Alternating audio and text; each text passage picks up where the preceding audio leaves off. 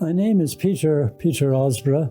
My father was working in the Belfast Banking Company Limited for many years, and his posting before coming to Bangor was in Belfast, Bradbury Place, where we lived during the war. And I can remember the bombs coming down on Easter Tuesday, 1941, when nearly 700 people died that night in Belfast. One other thing I remember about that night was early the next morning at a late breakfast, we heard a fire engine. My father went to the window. When he came back, he said, "I have just seen the Dublin Fire Brigade go past the door." I was at school in Belfast at the time, and as a wee boy, carrying one's gas mask and your books in a little thing over my back. It was really quite a lot to carry when I was only 5 or 6 or 7 years of age. That was in Belfast before we came to Bangor on the 1st of February 1949, when my father took up the position of manager of the Belfast Bank branch in Bangor. The Belfast Bank branch in Bangor was the third biggest branch in the company. I lived in a big room in Belfast, so the room I got in Bangor was just the same in size, but I was able to look out of the window and see the sea, which was the biggest difference. In 1949, I was 14, nearly 14 and a half. And I then had to catch the train every morning to go back to school in Belfast.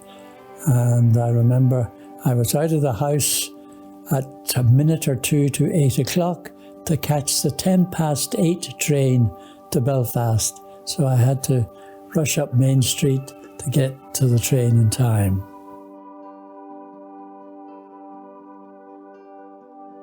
W.T. Osborough, William Thomas Osborough, was the eldest son of his father, and he was born in the city of Derry in 1894. He was posted to Bangor by the company. He'd come up quite hard way, various branches of the bank in Belfast. For a short time, he became number one in the branch in Bradbury Place. And it was from there that he was posted to number one in Bangor. And the Bangor branch was the third biggest branch in the bank. The first and second were one in Belfast and one in Derry.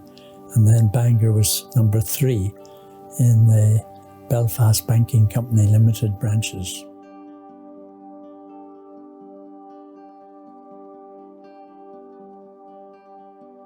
In Bangor, we had a very good, very sizable area of grass for a start. And then on the side nearest the lane, there was quite a good vegetable patch. I was not a gardener, but I remember sitting out there in the sunshine in June, revising for exams, both at school and at university. If it was a sunny day, it was out in that back garden. That's where I first drove a car. Indeed. I remember driving the car into the space at the back of the bank, through the big gate on the lane, Bank Lane.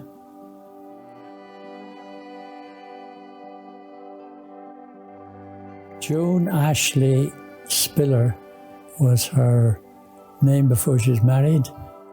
She loved swimming, was her first joy. You had a Picky Pool, had a a way to get into the sea easily, and that's where she liked to swim. Not in the pool itself, but in the sea beside the pool. Picky Pool, of course, is gone, and often when I'm walking along, I would say to her, oh yeah, Picky Pool was just about here. The harbour has changed so much since whenever it was, the 1980s.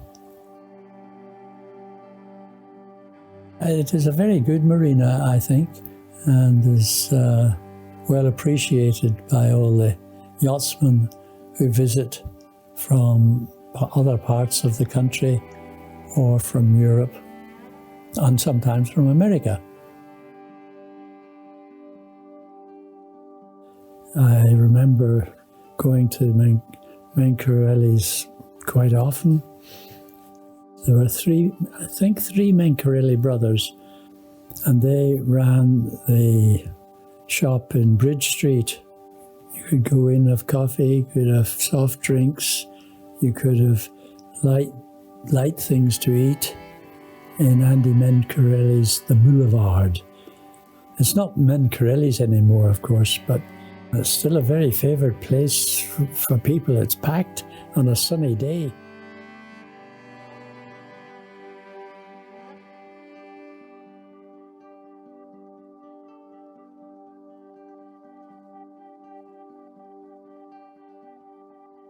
It was the custom for the manager and his wife to entertain the staff on the last day of June, and more particularly the last day of the year. And that was a good evening, or good evenings. Well, my mother would ring up and say she wanted some fish, and Sean, who was then only about, 8, 9 years of age, if that, came running across to deliver it to my mother. He still remembers that, because I still see Sean usually once a week. I still go there. Organic salmon is our favourite. Well, when the bank decided to move up to the main street, my father found a house, number 110 Seacliff Road, to live in, and rented. And that's where I finished up in Bangor, in that house.